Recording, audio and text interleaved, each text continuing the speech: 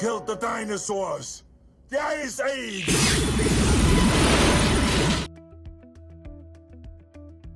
The 1994 action thriller Speed was a box office and critical smash, making it a tough act to follow for Speed 2, released on this day in 1997. With that in mind, which lackluster sequel left you wanting more? Let us know in the comments. Number 10, Alien 3. While the monster was the main draw of this series, fans still found themselves drawn to the human characters. Ripley, this is an order. You hear me? Yes, I read you. The answer is negative. Various members of the Sulaco crew were beloved, particularly Corporal Hicks and Newt, a child they had saved. When it seemed like they and Ripley would be the only survivors following aliens, viewers were excited to see a story focused on the trio. That fell through when the third movie began, revealing that Ellen was the only one who had lived following a pod crash. What's the matter? Where is she? In the morgue. While the other two sudden deaths were shocking enough, having them occur off-screen and with little fanfare was like salt in the wound. As a result, the audience was turned off by Alien 3 before the first act had even ended. And now I've made another mistake. Number 9, Transformers: Revenge of the Fallen. The first iteration in this contentious franchise was everything a blockbuster should be, eye-catching and engaging. Can you talk? XM satellite radio. Visual cable brings you Broadcasting system. So you talk through the radio?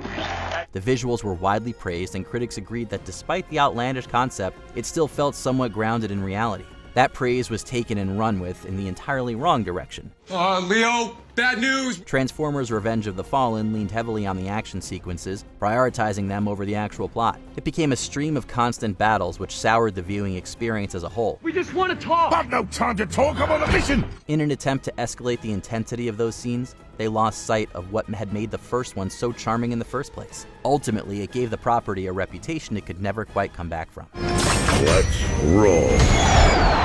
Number 8, Indiana Jones and the Kingdom of the Crystal Skull. Suspension of disbelief can be a powerful thing, but it's still possible to take it too far. Indiana Jones has always walked the line between historical and fantastical, and enthusiasts have been able to wave away the more unrealistic aspects. Don't look right! Keep your eyes shut! When it came time for the fourth installment, it was clear that they had bitten off more than they could chew. Oh, that can't be good at all. Some moments were so far-fetched that they took the viewer out of the experience, from the infamous fridge nuking to the inclusion of aliens. No more! God over it! If it had the heart of the previous three, then this could have been forgiven, but it seemed lifeless in comparison. It ended up coming across as a parody rather than a continuation of the narrative. Brutal couple of years, huh, Charlie? Number 7, Independence Day: Resurgence. Will Smith was undoubtedly one of the biggest draws of the larger-than-life original. Welcome to Earth.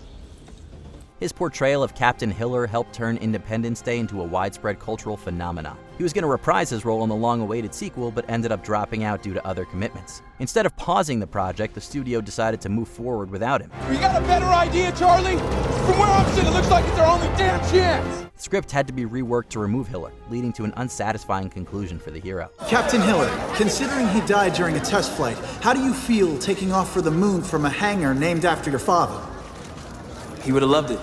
It also had a ripple effect on the rest of the production, leading to a drop in quality. Had they been able to use the first version, maybe it could have had a better chance of holding up. Instead, it was panned universally. I forgot how much I hate this. Number 6, Terminator Genesis. Although the timeline is constantly changing, some rules have remained constant throughout the tumultuous series. Get down. The following editions became bolder with the use of the device, and for the most part, people were able to follow along with the changes. They flew too close to the sun with Terminator Genesis, wherein the protagonists attempted to stop the events of the first film. If the past can change, then so can the future. We can stop Judgment Day from happening. Ever. Kill Skynet before it's born. While that was bizarre enough, the questionable decisions didn't stop there. The nail in the coffin was when John Connor was revealed to be not just a villain, but a Terminator himself. Skynet's made John into a Terminator. Yes, calories. This was contradictory to everything that had been previously established. The twist was unearned and unnecessary, leading to more bewilderment than minds being blown. I'm old. Not obsolete. I think you hurt his feelings. It doesn't have feelings. Number 5, Son of the Mask. Jim Carrey used the original to showcase his physical comedy and wide berth of impressions. Thank you very much. The titular mask was the perfect vehicle to show that particular skill, and he was able to transform the slapstick comedy into something truly special. He was on track to appear in a direct continuation, but ended up withdrawing before it could come to fruition. This led to it being scrapped and Son of the Mask being born, with a new cast and new storylines. Mommy loves you so much. Okay? Mommy loves you too. Mommy, I can't do this. While the lead tried his best, he couldn't come close to Carrey's natural fluidity, and as a result, his movements were noticeably stiff. The plot wasn't much better, becoming so cartoonish that even its predecessor looked realistic in comparison. I'm the god of friggin' mischief. What did you expect? Number 4, The Matrix Revolutions. While it could have been another drop in the bucket for the sci-fi genre, the inclusion of different philosophical ideas, such as the red and blue pills, helped carve out its own permanent place in pop culture. Remember, all I'm offering is the truth, nothing more. The first two introduced several questions, and it seemed that the third would finally answer them. The focus was centered around the special effects rather than the writing, which led to none of those mysteries being resolved. I know it's difficult to understand. No, it's not. You're out of your goddamn mind. At the time, this was going to be the final part, and so the lack of a true conclusion bothered fans to no end. As if that wasn't enough, the theoretical concepts were placed on the back burner, turning it into the antithesis of what it had once been. You can't win. It's pointless to keep fighting. Number 3, Speed 2 Cruise Control. The insane concept could have made this a complete flop, but the natural intensity of the situation and chemistry between the leads helped make it into a genuinely unique picture. So you're a cop, right? That's right. Well, I should probably tell you that I'm taking the bus because I have my driver's license revoked. What for? Speeding? The Keanu Reeves-led project had the perfect combination of action and tension, with the stakes remaining high the entire time. He wasn't able to commit to the eventual follow-up, which led to extreme changes to the cast and setting. What? Smell that? It's sulfur. What do you mean there's sulfur? Sulfur out of that vent. I swear I am never leaving the house again.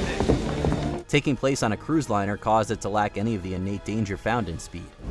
Annie, I don't think your boyfriend appreciates the logistics involved in ramming the most automated ship in the world into a loaded fuel tanker with no set anchor pattern. The lack of Reeves' charisma only exacerbated the unfortunate shift. They attempted to recreate the magic, but the changes were so dramatic that their efforts fell flat along with the audience's enjoyment. But hey, it could have been worse. I'm not sure how exactly, but it could have been worse. Number 2, Jaws: The Revenge. To say Jaws was a cultural reset is an understatement. You're gonna need a bigger boat. The impact it created affected the entertainment industry as a whole. Everything from the shark itself to the citizens of Amity Island helped create a classic tale that is still considered to be iconic. The sequels haven't been able to create the same effect. They tried expanding upon the premise, which only made each subsequent film more cheesy. Holy shit!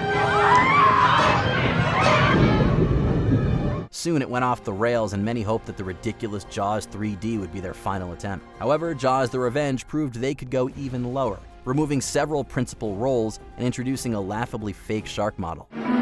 Is that what I think it is? Huh? By that point, the legacy formed by the original was all but tarnished.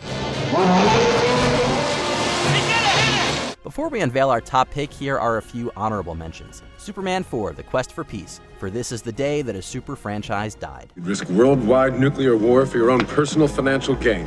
Nobody wants war. I just want to keep the threat alive.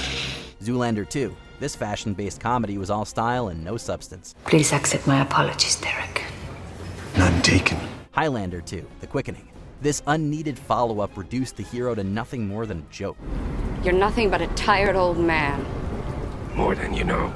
Dark Phoenix. Hugh Jackman's absence helped end this franchise on a sour note. I told you to stay away. That's never gonna happen. Please, stop. Caddyshack 2. It being rated PG took away all the edge of the original. Interesting club. What would you call it? It's 12 gauge.